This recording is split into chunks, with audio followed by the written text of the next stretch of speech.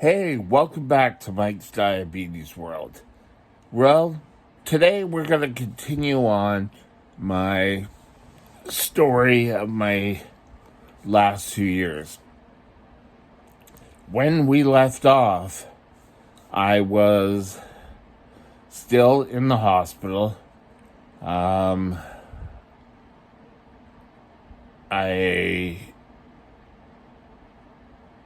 was starting to walk a bit more with my walker.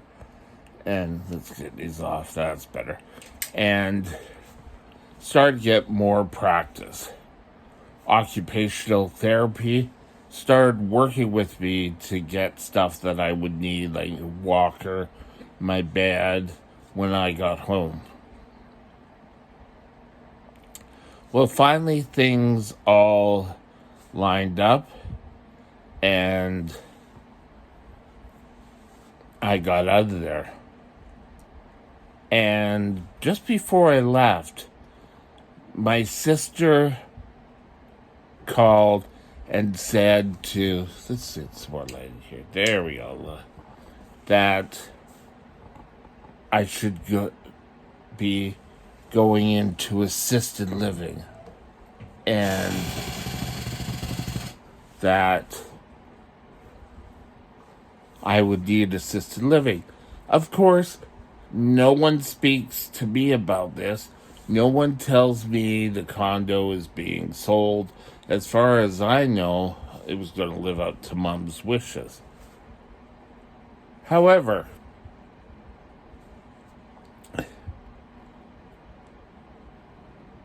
when I got out, I called.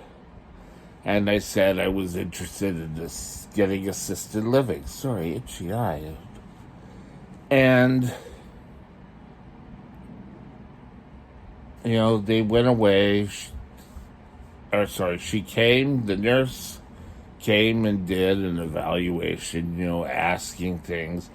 I had to do the test, ask about remember these 4 things, and then you have a conversation. And then they come back and ask these 4 things again. Except she never came back to ask them. But she went away. And, I sat here. My sister's putting pressure on. Well, did you ask for assisted living? I don't know if you asked for assisted living or not. And she came back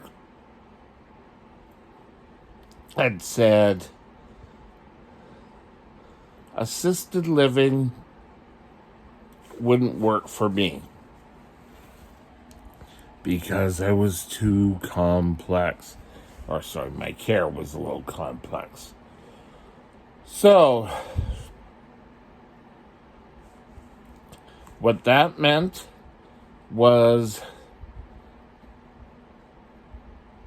I would have to consider either going into independent care, which is where a lot of,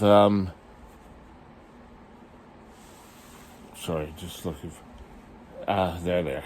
A lot of, they rent out places for you and they furnish you meals, and it's like $4,000 a month. And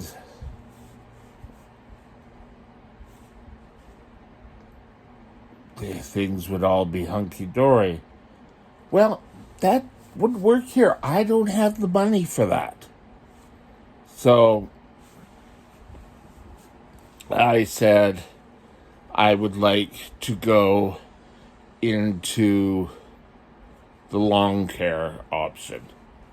Now, at this point, I was told, first of all, to choose one place that I would really like to go to. And I put down my place as George Derby, still here in Burnaby. I like Burnaby. I know Burnaby now. People in the family saying, oh no, you need to come to Vancouver and be in Vancouver coastal region because that's where all the better doctors are. No. Sorry. And so we left it at that. Now, I had noticed, and I think I mentioned in one of the blogs here, that while I was in the hospital, away on the wall, there was, your name, what the plans are, when you're expected to go home. And lying in bed, I could read that, and the printing was fairly large. So when I got out, it was time for me to get new glasses anyway. So I went to the optometrist and I got a prescription for glasses. And he said, well, you have quite severe cataracts in this eye. And I said, oh, really? He said, well, I think you need to go see, do you have an eye specialist? And I gave him my doctor's name. And I'd go down to St. Paul's Hospital to the Department of Ophthalmology. And he came in and looked and said, yes, that I was going to need surgery for it. Okay. So the eye surgeon calls. And, they mentioned a couple of things and that I'd have to go for a COVID test before, the exam. And so they come back and they said September 20, was it 28th? I think it was September 28th. I was going to get this eye done. Eventually I was going to get both eyes done. And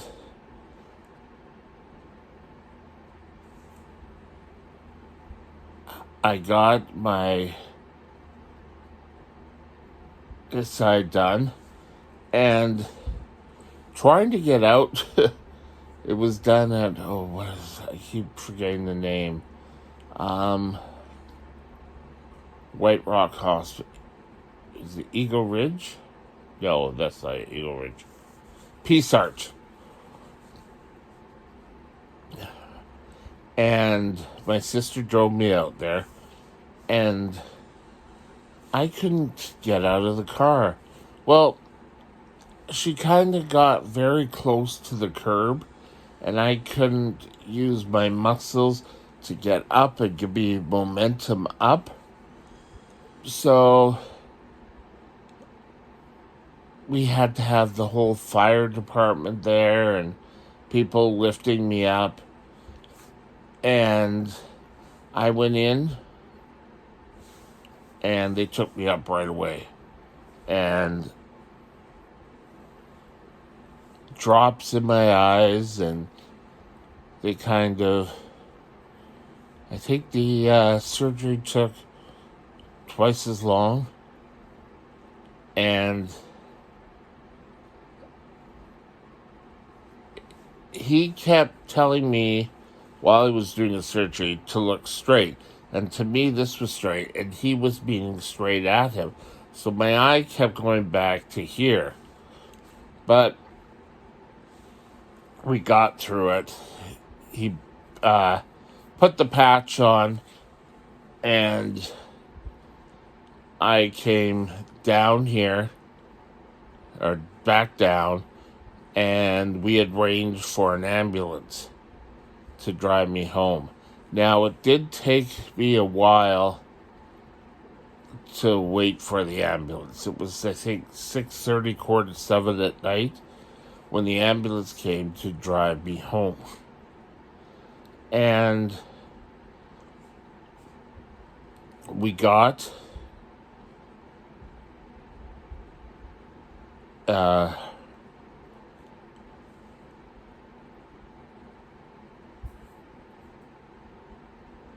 here we got upstairs. I settled down.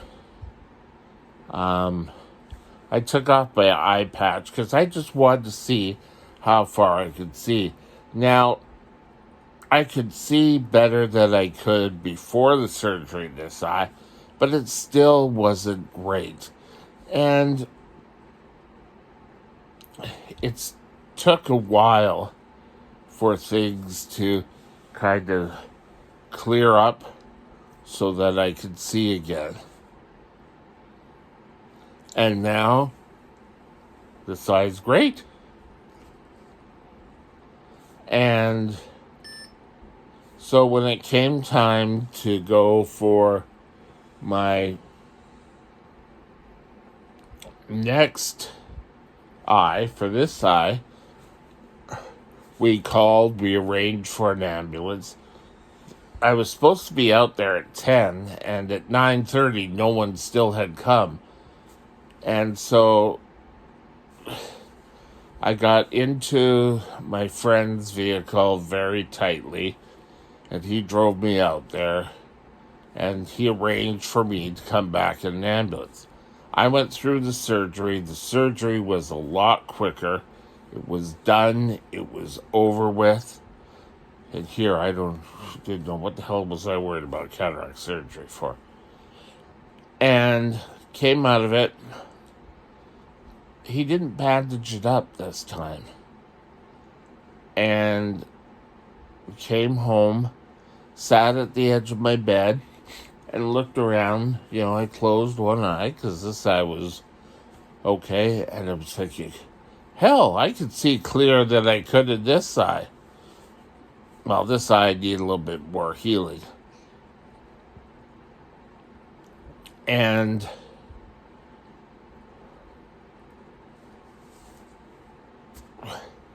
that was awesome. So, if you're having to go for cataract surgery, don't worry about things. They will work out. It's a lot easier than I thought it was going to be. Here I thought it was going to be months recuperating. Well, I think that's all for today. Talk with you tomorrow. Have a great day. Bye now.